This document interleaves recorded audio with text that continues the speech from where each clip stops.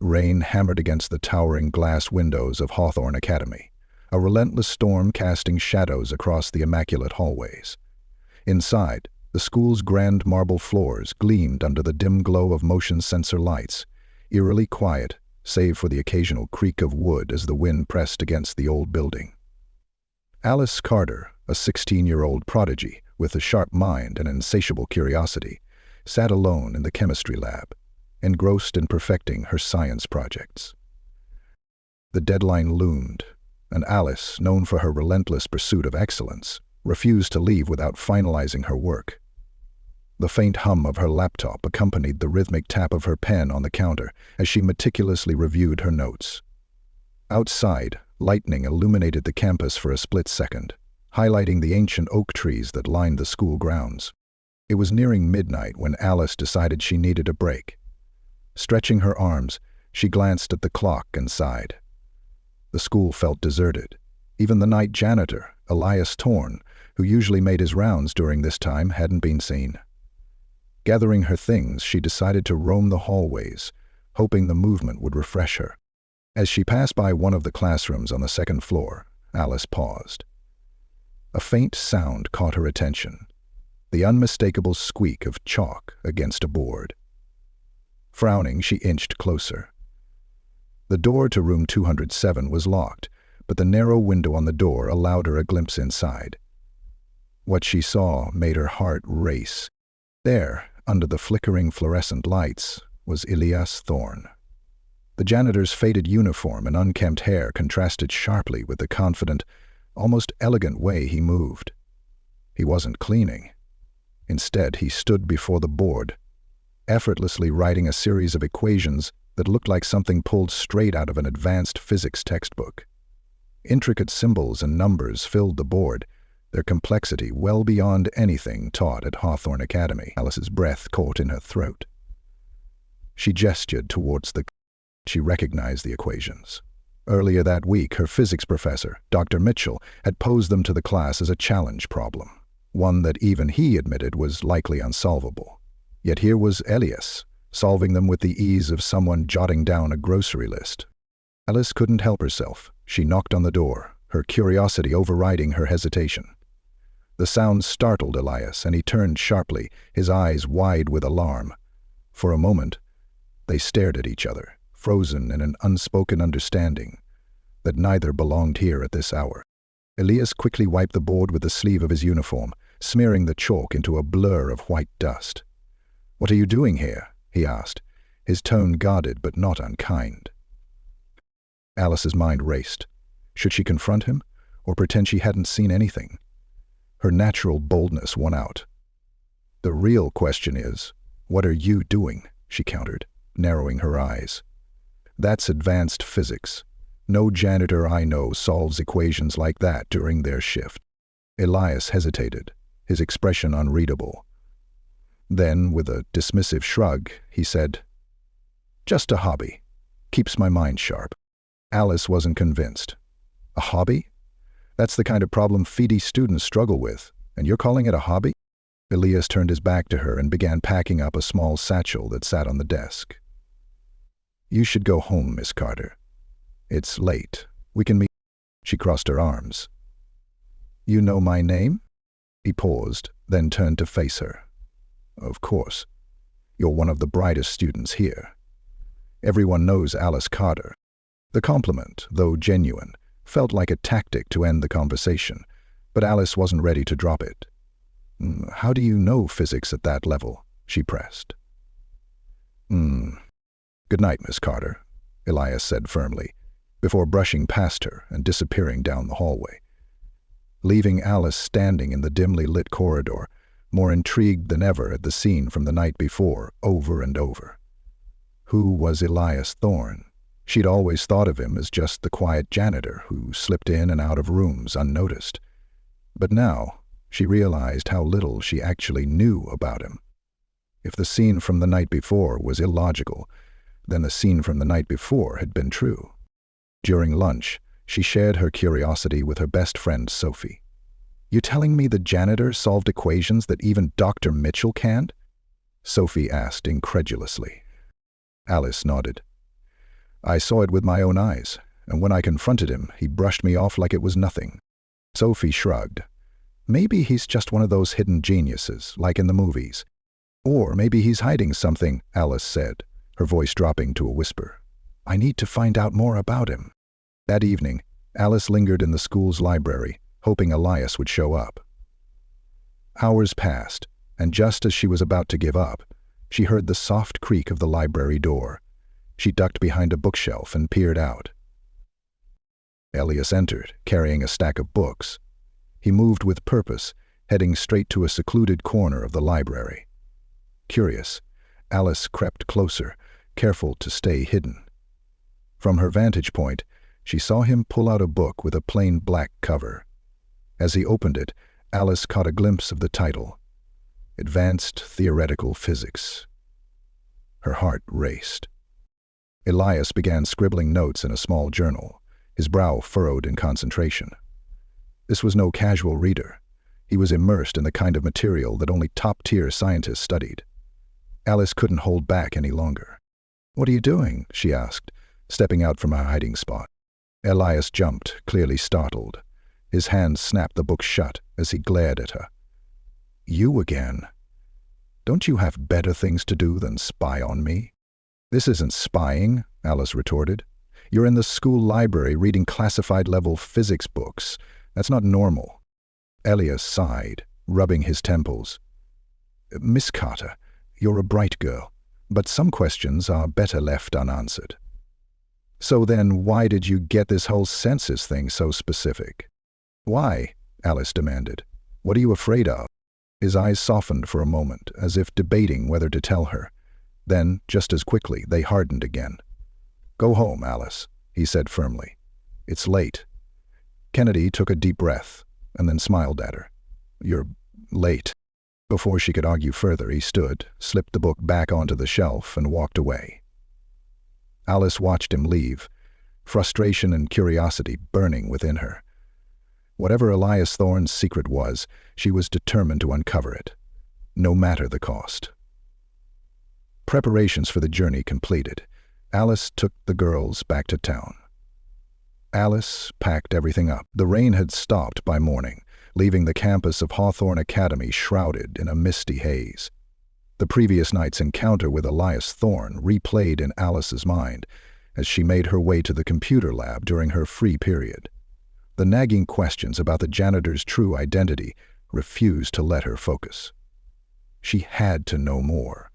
Alice's tech-savvy skills, honed through years of curiosity-driven tinkering, came in handy. Seated in the back of the lab, she plugged a USB drive into her laptop, her fingers flying across the keyboard as she bypassed the school's firewalls. She navigated through the employee database, her heart pounding with anticipation. When she finally pulled up Elias Thorne's file, her stomach sank. Somewhere in an unknown SQL computer network, she finally found Elias Thorne's file. Her stomach sank. The file was unusually sparse. Just a name, an address, and a generic employment history listing, janitorial positions at several schools over the past decade. No photograph, no additional details. It was as if he'd gone out of his way to erase himself. But Alice wasn't deterred. If anything, the lack of information only fueled her determination. Then I took out the magazine. Switching tactics, she dove into online archives, searching for any mention of the name Elias Thorne. After hours of digging, she hit gold. An old scientific journal from 10 years ago featured a photo of a younger Elias, dressed in a lab coat and standing in front of a complex piece of machinery. The caption read, "Dr. Elias Thorne, lead physicist at the Hudson Institute of Advanced Research." She saw. Alice's eyes widened as she read further. The article praised Dr. Thorne's groundbreaking work in nuclear physics, particularly his development of a theoretical energy source that could revolutionize the industry. But the tone shifted in the latter half, detailing a catastrophic accident at the institute. A laboratory explosion had claimed several lives, and while the details were murky, the media had pointed fingers at Elias, accusing him of negligence. Shortly after, he had vanished from the scientific community. Leaning back in her chair, Alice stared at the screen in disbelief. The janitor at her school was a once-renowned physicist whose career had ended in tragedy. But why had he chosen Hawthorne Academy? And why had he kept his identity a secret? Her thoughts were interrupted by the sound of a door opening. Startled, she quickly closed the browser and glanced up to see two men in suits entering the computer lab. They didn't look like teachers or parents. Their stern expressions and the way their eyes scanned the room made Alice's pulse quicken. She ducked her head, pretending to focus on her laptop as they approached the lab assistant at the front desk. "We're looking for Elias Thorne," one of the men said, his voice low and firm. The lab assistant frowned. "The janitor? I'm not sure where he is right now. Is there something I can help you with?" Ellen sighed. The man shook his head. "No, thank you. We'll find him ourselves." That was true. Alice's hands clenched into fists. Who were these men, and what did they want with Elias? She waited until they left the room before gathering her things and slipping out the back exit. Her heart raced as she made her way toward the library, where she hoped to find Elias. Elias Thorne was already uneasy. He had sensed something was off ever since the science fair had been announced. The event, which drew high-profile sponsors and outsiders to the campus, was the kind of attention he'd spent years avoiding. Now, with strangers asking questions and lingering near the places he frequented, his instinct screamed that his carefully constructed anonymity was unraveling. Yvette twisted a pair of working-clothes trench coats around his ankles. He was in the janitor's closet, pretending to organize supplies, when Alice found him. "We need to talk," she said, stepping inside and closing the door behind her. Elias stiffened. "Miss Carter, this isn't the time. Two men in suits were just in the computer lab asking for you," she blurted out. That got his attention. His face darkened, and he leaned closer. "What did they look like?" "Like government agents," Alice replied. "Who are they? And what do they want with you?" Elias didn't answer. Instead, he grabbed his satchel and pushed past her. "You need to stay out of this," he said over his shoulder. "It's not safe." Alice hurried after him. "Not safe? What's going on? I know about the Hudson Institute. I know about the accident." Elias stopped in his tracks and turned to face her, his eyes blazing. "You don't know anything," he said, his voice low but intense. "And if you're smart, you'll keep it that way." Alice refused to back down. "You can't just run from this. Whoever those men are, they're looking for you. If you don't tell me what's going on, how can I help?" Elias let out a bitter laugh. "Help? Miss Carter, you're a bright student, but you have no idea what you're dealing with." Before Alice could respond, they heard voices echoing down the hallway. Elias's expression shifted to one of alarm. He grabbed her arm and pulled her into a nearby storage room, closing the door just as the two men appeared at the end of the corridor. Through the small crack in the door, Alice could see them. They were scanning the area, their movements deliberate and predatory. Her breath caught as one of them paused, looking in their direction, but after a tense moment, they moved on. Elias let out a slow breath. "This isn't a game, Alice," he whispered. "These people don't play fair. If they think you're connected to me, they'll come after you too." "Then tell me the truth," Alice insisted. "What are they after?" Elias hesitated, his face a mask of inner conflict. Finally he said, "They want my research. The accident at Hudson. It wasn't an accident. It was sabotage. And now someone wants to finish what they started." Alice's mind raced. "Your research? The theoretical energy source?" Elias nodded. "It's powerful enough to change the world, or destroy it. That's why I walked away. But some people won't let it go. You're useful." Elias dropped his head, his brows drawn together. Before Alice could ask more questions, Elias opened the door and peeked out. The hallway was empty. "Go home, Miss Carter," he said quietly, "and stay out of this. Please." But as she watched him disappear down the corridor, Alice knew she couldn't walk away. Not now. Not when the stakes were this high. The shadows of Elias's past were closing in, and Alice was determined to uncover the truth, even if it meant putting herself in danger. The day of the Hawthorne Academy Science Fair dawned with an unusual buzz of excitement. The grand hall was transformed into a showcase of innovation, its polished floors lined with intricate models, glowing screens, and eager students ready to present their projects. Alice Carter stood near her display, a meticulously constructed, energy-efficient water filtration system. But her focus was elsewhere. She scanned the crowd for any sign of Elias Thorne, her thoughts consumed by their last conversation and the ominous warning he had given her. High profitable sponsors mingled among the crowd, their polished shoes clicking against the marble floor. Among them was a delegation from Vortex Technologies, a tech conglomerate whose name immediately caught Alice's attention. A quick internet search earlier in the week had revealed a connection between Vortex and the Hudson Institute of Advanced Research, the site of Elias's ill-fated project. The realization sent a shiver down her spine. Elias appeared briefly in the periphery of her vision, pushing a mop across the far side of the hall. He moved with deliberate care, avoiding eye contact and keeping his distance from the visitors. To anyone else, he looked like a janitor dutifully doing his job. But Alice noticed how his eyes lingered on the representatives from Vortex, his expression tense and watchful. She heard people murmuring, "Oh, what a waste of money." Was this how they treated their bodies? She turned away, watching the vestry. "Alice, you're up next." Sophie's voice jolted her out of her thoughts. She turned to see her best friend gesturing toward the podium, where student presenters were taking turns addressing the crowd. Forcing a smile, Alice nodded and carried her notes to the stage, her mind still racing. Her attention was drawn to the voice of her own mind. As Alice explained the technical details of her project, she noticed movement at the back of the room. Two men in dark suits stood near the exit, their stern gazes fixed on Elias. It was the same pair she had seen in the computer lab. Her pulse quickened, and she stumbled over her words for a moment before regaining her composure. When her presentation ended, she hurried back to her display, her thoughts swirling.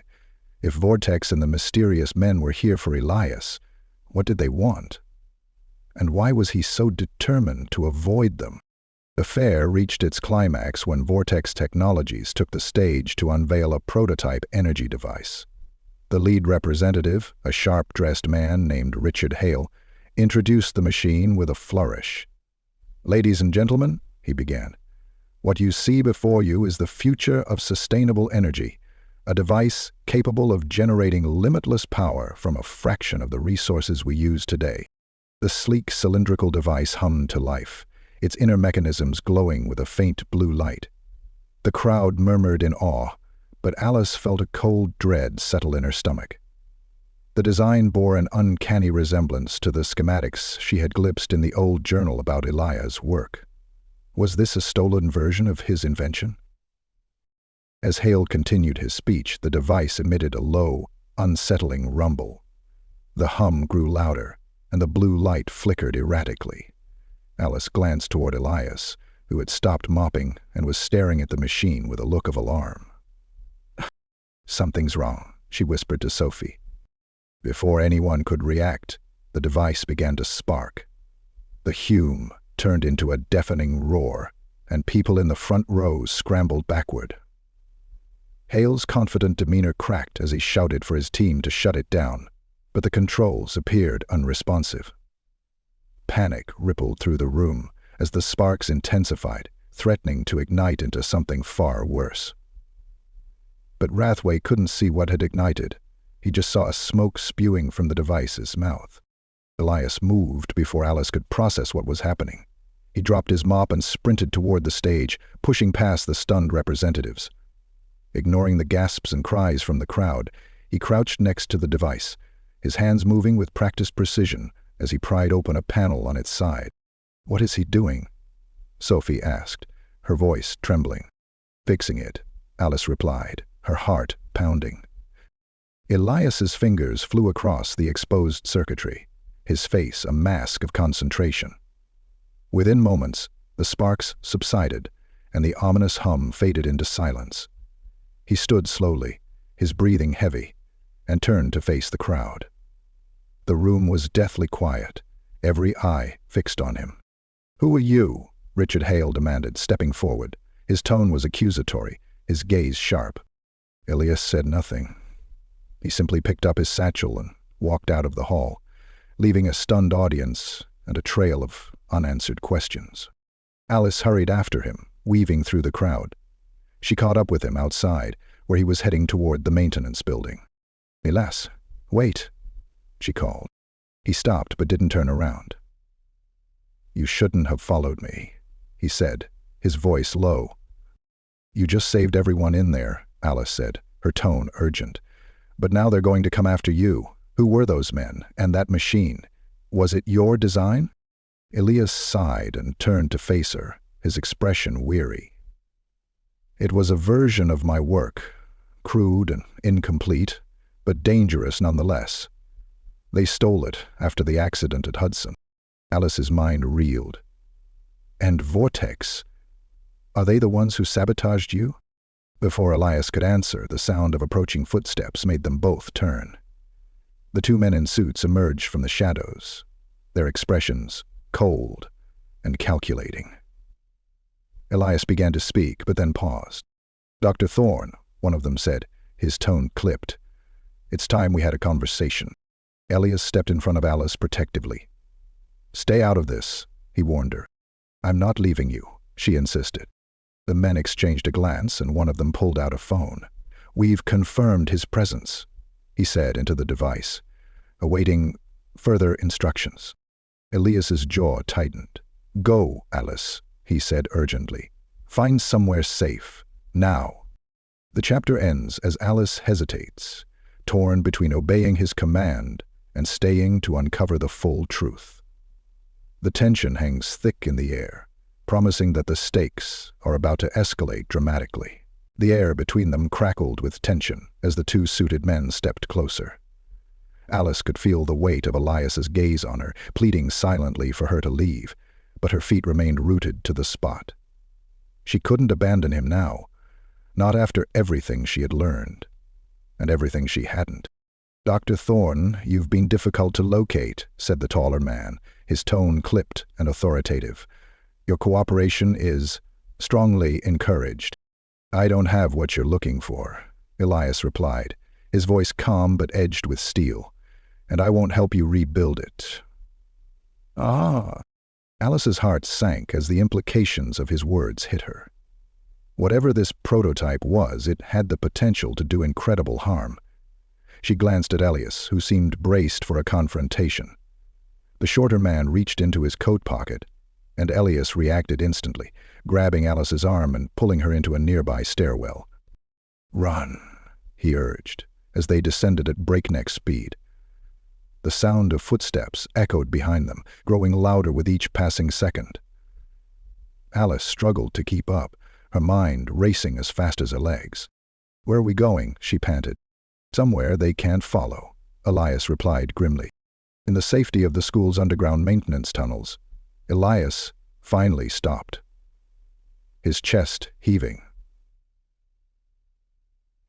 "You need to leave this alone, Alice," Elias said, his tone softer now. "It's not your fight." "It is now," she shot back. "You're not the only one they're after. I've seen enough to make me a target too. And besides, you can't stop them alone." Elias's expression darkened, but he nodded reluctantly. "You deserve the truth," he said after a long pause. "But you have to promise me one thing. If it gets too dangerous, you walk away." Alice hesitated, then nodded. "Fine, but no more secrets." Elias sank onto a nearby crate, his shoulders slumping. He paused, his gaze distant. But the device was unstable. During a test run, there was a catastrophic failure, an explosion. Several people died. His voice broke slightly, but he pushed on. "The media called it negligence. They painted me as a monster who played God and lost control. What they didn't know was that the accident wasn't an accident." Alice leaned forward, her pulse quickening. Alice leaned forward, her pulse quickening. "Sabotage?" Elias nodded. Someone tampered with the prototype. I don't know who, but I have my suspicions. Vortex Technologies was one of our biggest sponsors at the time. They had access to our labs. After the explosion, they were the first to acquire my research. I'm certain they're the ones who replicated my work and brought it here. And those men? Alice asked. Government agents, Elias replied. They want the device, either to use it as a weapon or to control who does. I've been running from them ever since. Alice's mind reeled. Then we have to stop them. The prototype at the fair, it almost exploded. If they're trying to replicate your work, they're playing with fire. Elias looked at her, a flicker of hope in his eyes. That's exactly what I intend to do. But it won't be easy. Over the next few hours, they worked together to devise a plan. Elias sketched out the layout of the fairgrounds, identifying weak points where they could access the prototype without drawing attention. Alice suggested using her connections with the other students to create a distraction, giving Elias time to sabotage the device. Once the device is destroyed, they'll have no leverage, Elias said. But we have to be careful. They'll know it was us. I shrugged. I bet it was. Send me a driver's parachute. As the sun set, the plan was in place. Alice felt a mix of fear and exhilaration. For the first time, she wasn't just a bystander in Elias's story. She was part of the fight. The science fair was still bustling with activity when they arrived. Alice slipped into the crowd, blending in seamlessly as she made her way toward the stage where the prototype was displayed. Meanwhile, Elias took a more covert route, using his knowledge of the school's maintenance tunnels to get closer to the device unnoticed. Everything was going according to plan until Alice spotted the two agents near the stage. They were scanning the crowd, their sharp eyes missing nothing. Her heart raced, as one of them seemed to zero in on her. Time for the distraction, she muttered to herself.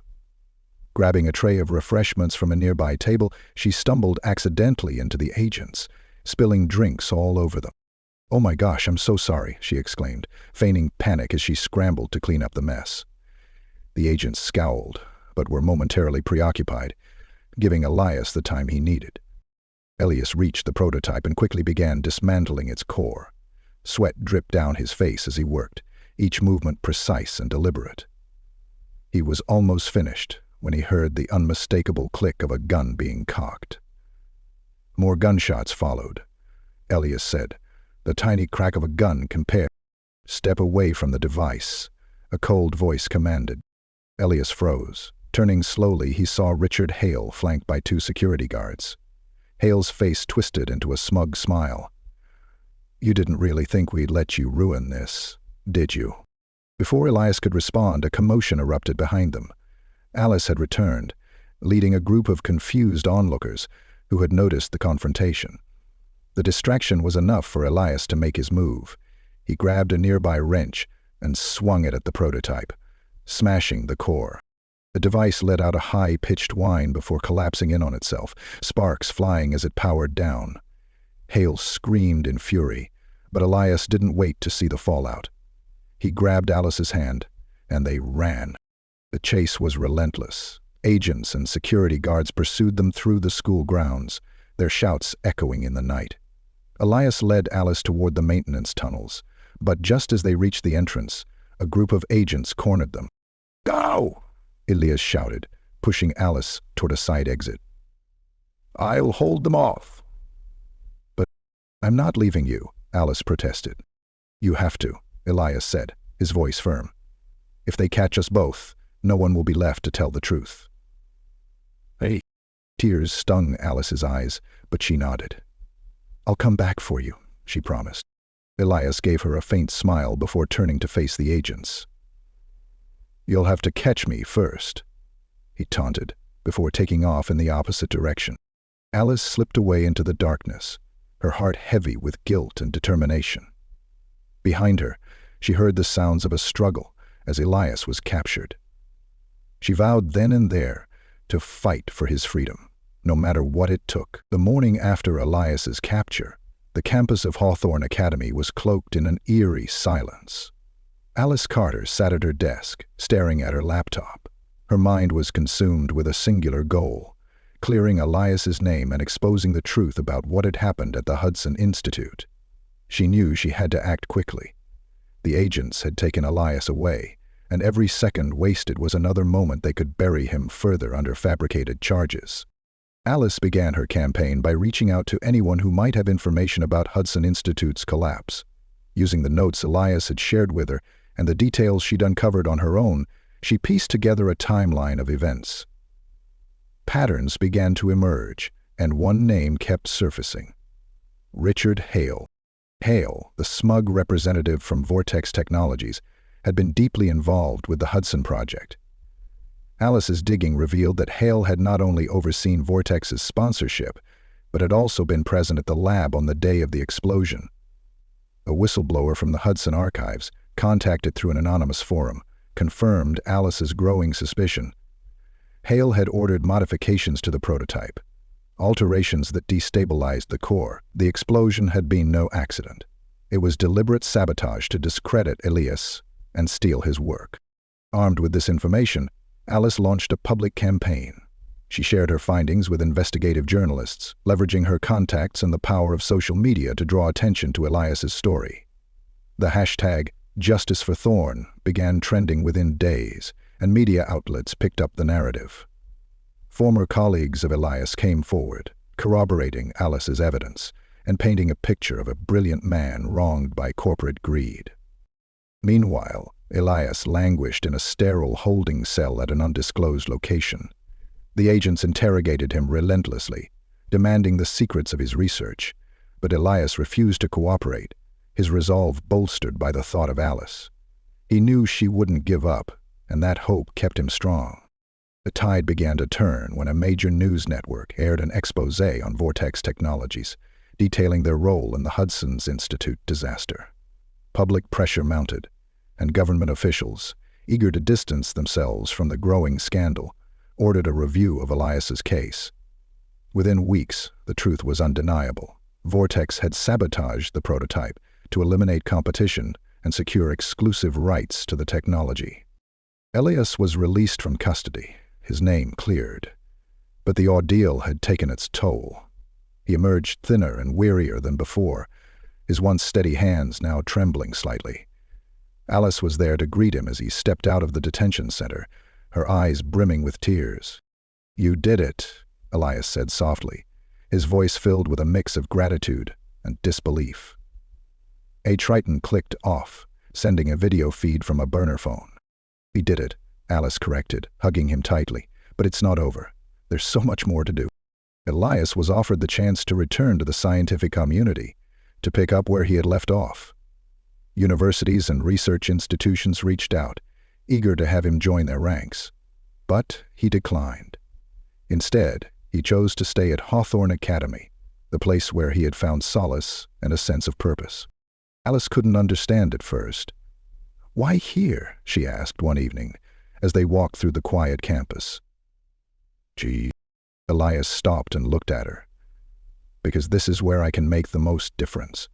Helping students like you realize your potential. That's the legacy I want to leave." Alice nodded, her heart swelling with admiration. "You're a good man, Elias Thorne." Her gaze slid away, and she spoke in a soft voice. He smiled faintly. "Not always, but I'm trying." Months later, Elias stood in front of a classroom filled with eager young minds. The blackboard behind him was covered with equations, the kind of problems that once defined his career. But now, he wasn't solving them alone. He guided his students through the process, encouraging their curiosity and celebrating their breakthroughs. Alice, now a teaching assistant, often sat in on his lectures. She watched as Elias inspired a new generation of thinkers, his passion for knowledge undimmed by the hardships he had endured. He was no longer a man hiding from his past. He had reclaimed his life and found a new purpose. As the class ended one afternoon, a student lingered behind, hesitating before approaching Elias. Her wand extended. "Dr. Thorne," the student began, "what made you want to become a teacher?" Elias considered the question for a moment before replying. "Some questions are worth answering," he said, his gaze drifting to Alice. "If you're brave enough to ask them." Alice smiled, knowing that while the scars of the past might never fully heal, Elias had found his redemption, and in doing so, he had changed not just her life, but the lives of countless others.